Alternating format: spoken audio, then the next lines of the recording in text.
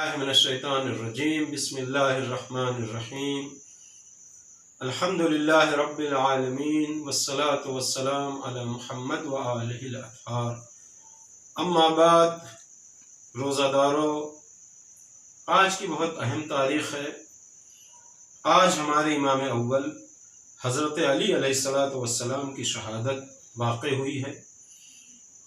آپ کی ولادت بسعادت 13 رجب المرجب ہجرت سے 23 سال پہلے خانہ کعبہ میں ولادت واقع ہوئی، اور آپ نے 63 سال زندگی گزاری۔ 29 سال تک آپ کی امامت رہی، اور 21 رمضان المبارک سن 40 ہجری کو عبد الرحمن ابن ملجم مرادی کے ہاتھوں مسجد کوفہ کے محراب میں آپ کو زہر آلود شمشیر سے شہید کر دیا گیا۔ ایک مفکر نے آپ کے عدالت کے سلسلے میں کہا ہے، قتل علی ابن ابی طالب بشدت عدلہ۔ علی ابن ابی طالب کو جو شہید کیا گیا ہے وہ شدت عدالت کی وجہ سے۔ عزیزو، عدالت کے سلسلے میں مولا کائنات کی مثال، مولا کائنات جیسا عالم بردار دنیا میں نہیں ملتا۔ اب ہم آج کے دعائیہ جملات کی شرح: بسم اللہ الرحمن الرحیم، اللہم اجعل لی فیہ الی مرضاتک دلیلا ولا تجعل للشیطان فیہ علی سبیلا واجعل الجنہ لی منزلا ومقیلا یا قاضی حوائج الطالبین۔ اب پہلا جملہ، اللہم اجعل لی فیہ الی مرضاتک دلیلا، یا اللہ اس ماہ مبارک میں میرے لیے اپنی مرضی کے لیے دلیل قرار دے، رہنما قرار دے۔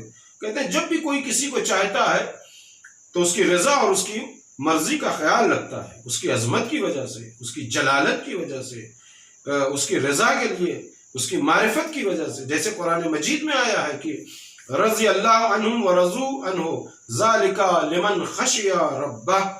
کہتے ہیں جو خدا سے خوف کھاتے ہیں، معرفت رکھتے ہیں، خدا ان سے راضی ہے اور وہ خدا سے راضی ہیں۔ چونکہ رضا کے سلسلے میں گفتگو ہو چکی ہے، لہٰذا ہی بہت ہی اجمالی طور پر آپ کے سامنے کچھ عرض کر رہے ہیں۔ اور سب سے اہم بات یہ ہے کہ اگر کوئی خدا کی رضا چاہتا ہے تو ضروری ہے کہ اخلاص ہو، جیسا کہ قرآن کریم میں ہے، سورہ نساء کی آیت نمبر 114 میں، لا خیر فی کثیر من نجواہم الا من امر بصدقۃ او معروف او اصلاح بین الناس ومن يفعل ذلك ابتغاء مرضات اللہ فسوف نؤتیہ اجرا عظیما۔ کیا مطلب؟ کہتے ہیں کہ لوگوں کی زیادہ تر سرگوشیوں میں کوئی خیر و خوبی نہیں ہے سوائے اس کے کہ کوئی صدقہ دینے، نیکی کرنے یا لوگوں کے درمیان صلح و صفائی کرنے کی بات کرے۔ اور جو شخص خدا کی خوشنودی حاصل کرنے کی خاطر یہ سب کام انجام دے، اس کی خوشنودی حاصل کرنے کی خاطر ایسا کرے، ہم اسے اجر عظیم عطا کریں گے۔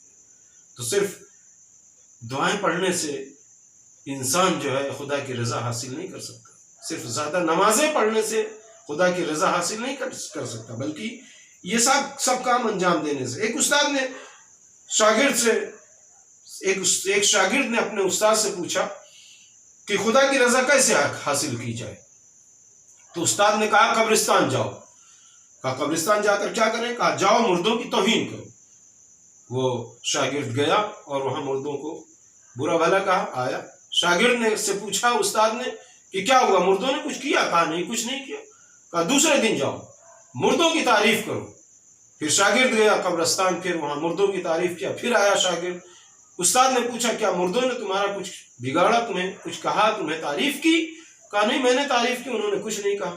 کہا بس اگر خدا کی رضا چاہتے ہو تو جو کام ہے خدا کے لیے کرتے رہو، نہ کسی کی توہین سے ڈرو اور نہ کسی کی تعریف سے اتراؤ، اس لیے کہ جو خدا کی رضا چاہتا ہے وہ خدا کا کام کرتا ہے۔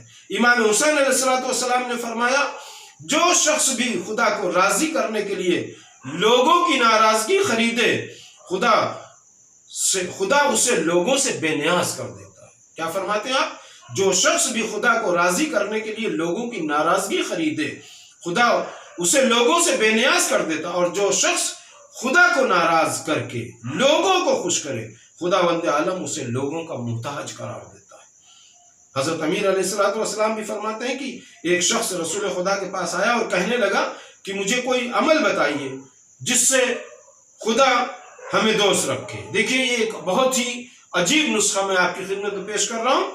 ایک شخص آیا رسول اسلام کی خدمت میں، کہنے لگا کہ مجھے کوئی نسخہ بتائیے کہ جس سے خدا ہمیں دوست رکھے، لوگ مجھ سے محبت کریں، میرے پاس مال و دولت ہو جائے، ہمارا جسم بھی سالم رہے، عمر زیادہ ہو جائے، اور خدا روز قیامت آپ کے ساتھ محشور کرے۔ تو دنیا کی ہر چیزیں اس نے رسول اسلام سے مانگ لی۔ تو رسول اسلام نے کیا فرمایا؟ رسول اسلام نے فرمایا اس 6 حاجت کے لیے تمہیں 6 کام کرنے ہوں گے، اس 6 حاجت کے لیے تمہیں 6 کام کرنے ہوں گے۔ اگر چاہتے ہو کہ خدا تم سے محبت کرے تو تم اس سے ڈرو۔ دوسرا کام، اگر تم یہ چاہتے ہو کہ لوگ تم سے محبت کریں تو تم لوگوں کے ساتھ نیکی کرو، اور جو ان کے ہاتھوں میں ہے اور جو ان کے پاس ہے اس سے تم لالچ نہ کرو، صرف ان سے نیکی کرو، نیکی کا بدلہ ان سے نہ چاہو۔ اور اگر تم چاہتے ہو کہ مالدار بن جاؤ تو مالدار بننے کے لیے زکوٰۃ دیا کرو۔ چوتھی چیز، اگر تم چاہتے ہو کہ صحت مند رہو، سالم رہو صحت کے لحاظ سے، تو زیادہ صدقہ دیا کرو۔ پانچویں چیز، اگر چاہتے ہو کہ تمہاری عمر طولانی ہو جائے تو صلہ رحم کرو، یعنی عزیز و اقارب کے ساتھ صلہ رحم کرو۔ چھٹی چیز، اگر چاہتے ہو ہمارے ساتھ روز قیامت میں محشور ہو تو سجدہ طولانی کرو۔ تو عزیزان گرامی، اگر یہ 6 منت ہیں، 6 چیزیں ہیں، تو یقینی طور پر آپ کو 6 چیزیں انجام دینی ہوں گی، جس کو دوبارہ کہنے کی ضرورت نہیں ہے۔ اگلا جملہ، وَلَا تَجْعَلْ لِلشَّيْطَانِ فِيهِ عَلَيَّ سَبِيلًا، اس ماہ مبارک میں شیطان کے لیے میرے اوپر کوئی راستہ قرار نہ دے۔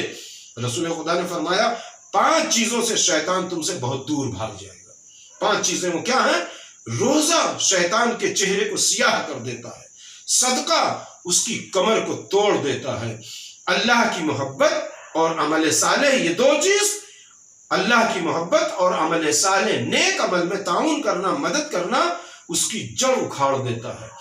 کہتے ہیں کہ اور 5ویں چیز استغفار، کہتے ہیں کہ اس کی شہرت کو کاٹ دیتا ہے، شیطان کی شہرت کو کاٹ دیتا ہے۔ اگر یہ 5 چیزیں کوئی کرتا ہے تو خداوند عالم شیطان کو دور رکھتا ہے۔ اگلا جملہ، وَجْعَلِ الْجَنَّةَ لِي مَنزِلًا وَمَقِيلًا، میرے لیے جنت کو منزل اور آرام گاہ قرار دے اس ماہ مبارک میں۔ اور آخری جملہ، یا قاضی حوائج الطالبین، اے حاجتوں کے چاہنے والوں کی حاجت کو پوری کرنے والے۔ اب 2 منٹ کے لیے آپ جس کی آج شہادت ہے اس کے بارے میں، آج شہادت کے سلسلے میں بس تعزیت اس طرح سے دی جا سکتی ہے کہ آج حسنین علیہم السلام، زینب ام کلثوم علیہم السلام اپنے گھر میں گریاں کناں ہیں، اور حسنین علیہم السلام فرماتے ہیں، اے بابا یہ گھر ہمارے حجرے میں آج مادر گرامی کی خوشبو آ رہی ہے، ہمارا حجرہ آج مادر گرامی کی خوشبو سے معطر ہو گیا ہے۔ آج وہ وقت آ گیا ہے کہ آپ ہماری ماں کے پاس ہیں، اس لیے بابا اب میری ماں کو دیکھ کر شرمندہ نہ ہوئیے گا، اس لیے کہ جیسے میری ماں کا پہلو شکستہ ہے ویسے ہی آپ کا سر شگافتہ ہے۔ والسلام علیکم ورحمۃ اللہ وبرکاتہ۔